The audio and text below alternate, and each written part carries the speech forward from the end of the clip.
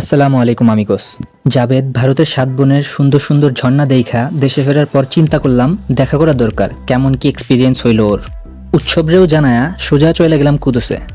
এর লোকেশন হইল জামাল খান চেরাগির মাঝে বুবু ওয়ার্ল্ড বিল্ডিং এর 4th ফ্লোরে।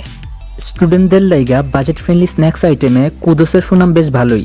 অর্ডার করি smoky chicken sandwich, loaded meat box, wedges আর চকো কোল্ড শেক। এরপর আরাম কইরা 5-7 মিনিট বসার পরই খানা চলে আসে।